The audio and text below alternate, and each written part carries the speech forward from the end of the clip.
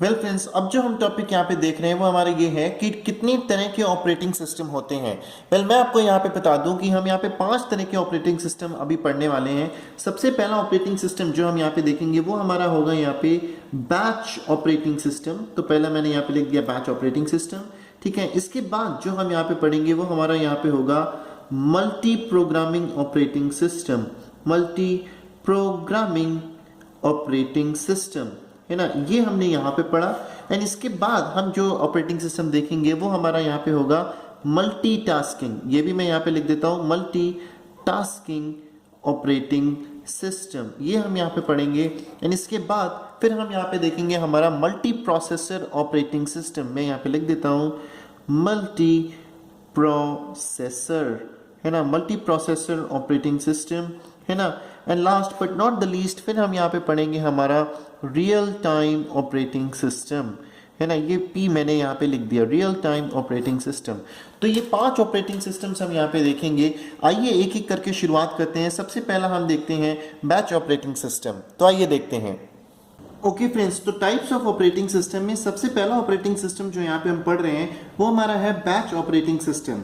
ठीक है, इसको आगे पढ़ाने से पहले मैं आपको यहाँ पे कुछ चीज़ बताना चाहूँगा कि जो भी जॉब्स हमारे पास होती हैं वो उनका जो एग्जीक्यूशन टाइम होता है वो 2 पार्ट्स में आपका यहाँ पे डिवाइड होता है। सबसे पहला जो होता है वो आपका होता है सीपीयू टाइम।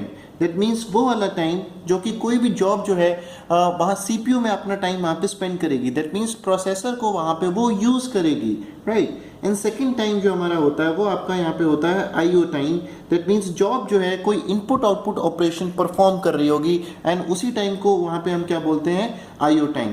तो ये टोटल टाइम मिला के आपका यहाँ पे एक जॉब का यहाँ पे कंप्लीट एग्जीक्यूशन टाइम यहाँ पे होता है। सीपीयू टाइम वो जहाँ पे सीपीयू में स्पेंड करे और आईओ टाइम वो जहाँ पे वो इनपुट आउटपुट ऑपरेशन यहाँ पे परफॉर्म करेगी।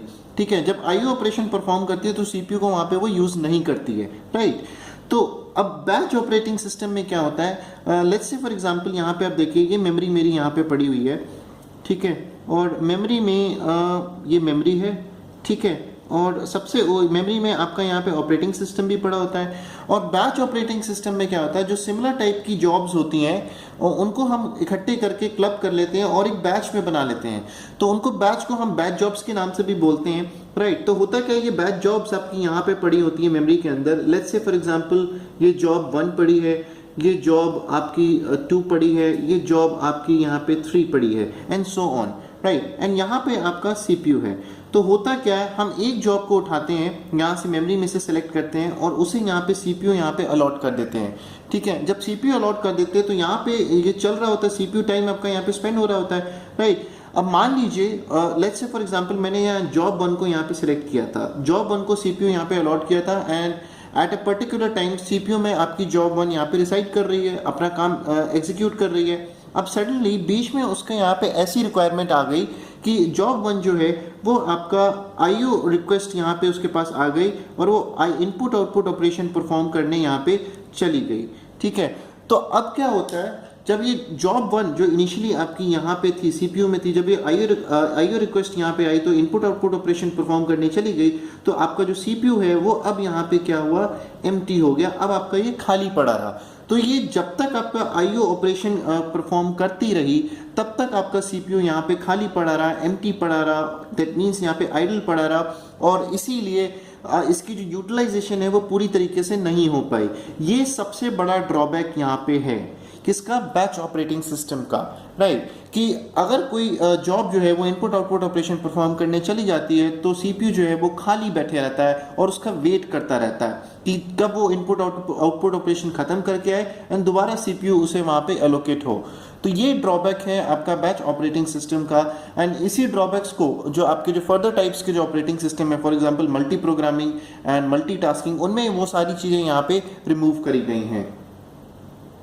ओके, ये कुछ पॉइंट्स हैं जो कि मैंने समराइज किए हैं बैच ऑपरेटिंग सिस्टम के ऊपर। सबसे पहले मैंने लिखा हुआ है कि if the job is fully completed, that means पूरा अपना एग्जीक्यूशन टाइम वहाँ पे खत्म कर लेती है, दैट मींस आईओ ऑपरेशन भी परफॉर्म कर लिया और आपका सीपीयू टाइम भी वहाँ पे अपना परफॉर्म कर लिया, then only the another job will be scheduled on to the CPU. ठीक है, तभी दूसरे जॉब को हम सेलेक्ट करेंगे और उसे वहाँ पे सीपीयू अलॉट करेंगे कब? जब एक जॉब पूरी कंप्लीटली वहां पे एग्जीक्यूट हो जाती है।